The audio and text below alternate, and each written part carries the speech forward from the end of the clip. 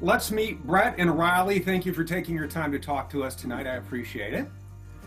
Thank you. And congratulations, you guys just got married, correct? Yes. Yeah, Yep. thank you. And this is what drew me to your story, because people get married and typically they go on a honeymoon and they'll go somewhere exotic or tropical. You guys took off in an RV, and I think that's awesome. So talk to us a little bit about what made you decide, we're going to honeymoon in our RV, or how this all came about with your love for travel. We've always loved to travel. I've had RVs as long as I was little, growing up, traveling and everything. And I bought my first pop-up and started from there. Now we're on number 5 with our Quantum. And we enjoy it. We were able to take the dogs with us. We get out and travel and see new places. We stayed in our fifth wheel for about 2.5 years while we saved up to buy our house and stuff as well. So we've done a little bit of everything. Now, Rylie, were you into traveling and camping and RVing before you guys met, or was it something that you were indoctrinated into? I didn't even know it was a thing. I had no idea. But we got together when I was 18, and as soon as once we started dating when I was 18, 5 months later, we said, oh, let's move in together, but let's try it in the camper first, see if we like it. So we stayed in the camper for 3 years and ever since then we go camping at least once a month right now. Yep. And so you obviously have fallen in love with it as well. Mm-hmm. Yep. Absolutely.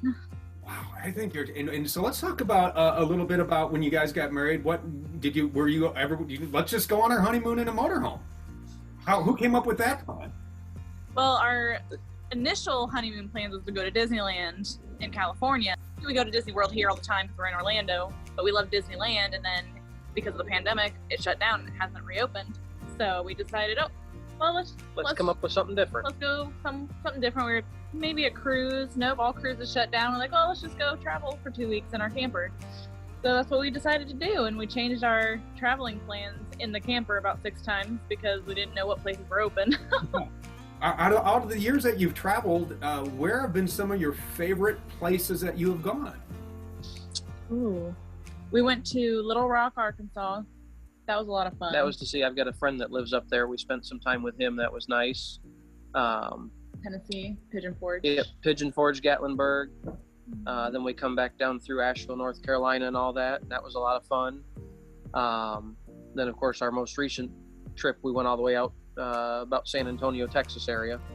Yep. And that was a lot of fun, too. Yeah, we left the day before the freeze happened. Oh. Yeah. We had 1 day to spare. We did, yep. We did. I think that's what we've done so far out of state. My favorite's been Tennessee, I think. Yeah, Tennessee was beautiful country beautiful up there. Over there. Absolutely. We definitely want to go back there. We try to do new places every month within 2 to 3 hours of the house. Something that's easy to get to on a Friday night and go spend the weekend somewhere. We're headed up to St. Augustine in April there. You happen to be a mobile tech, which is probably really comes into handy, especially if you're out and traveling. I mean, there's probably nothing that can slow you. I'll fix this. So for people who are just getting into traveling, what type of advice would you have for them? Always bring a basic toolkit. Don't be afraid of something breaking.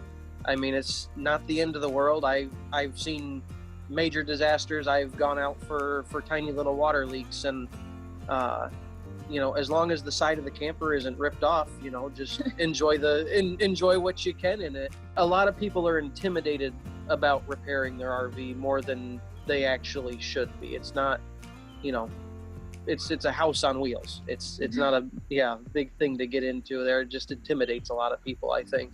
So I have to ask you, Rylie, what has been some of your, now that you have been completely into this, what is it about camping and traveling that you love, that keeps you going out once a month? We can basically go anywhere, and we can take the dogs with us, because that's the biggest thing, is that we got 2 dogs. Hotel fees for dogs are just ridiculous. So we just take them with us. They like riding either in my lap. We have a beanbag chair between our seats that our oldest dog, Waffle, that's where he sleeps the entire time we go anywhere, 18 hours. He's like, oh, this is fine. And it's really nice to be able to just go as a family, basically, anywhere we want to. I mean, we found beaches where we can just sit, beachfront in our RV with the dogs. It's fabulous.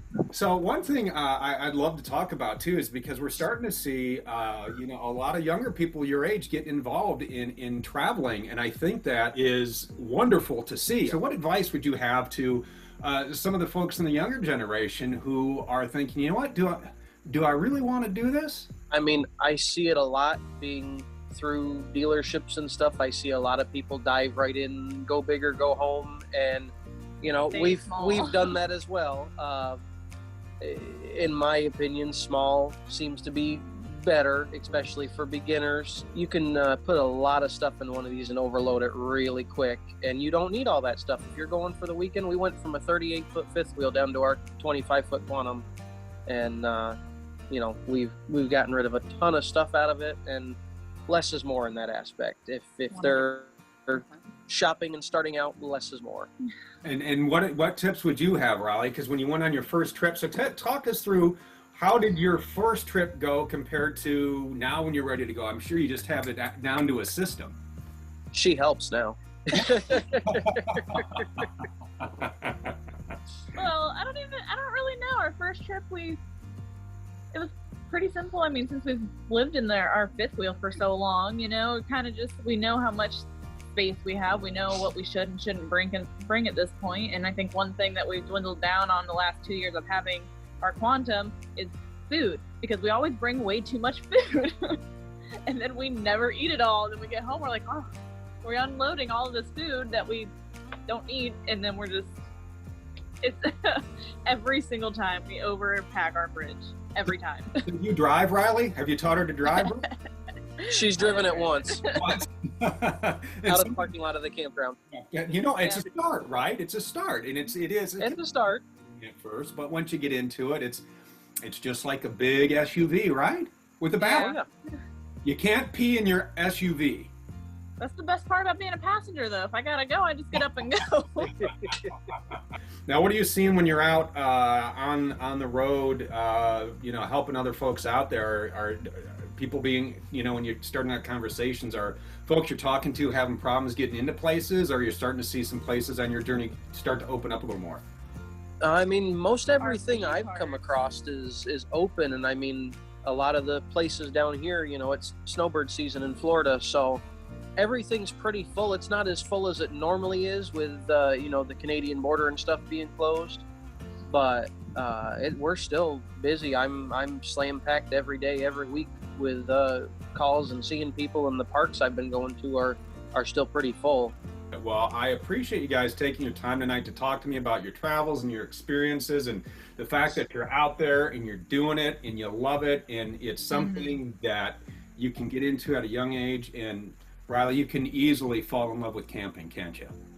Absolutely. We've been doing it about 8 years now, so that's great. Just in our lives now. We can't get rid of it.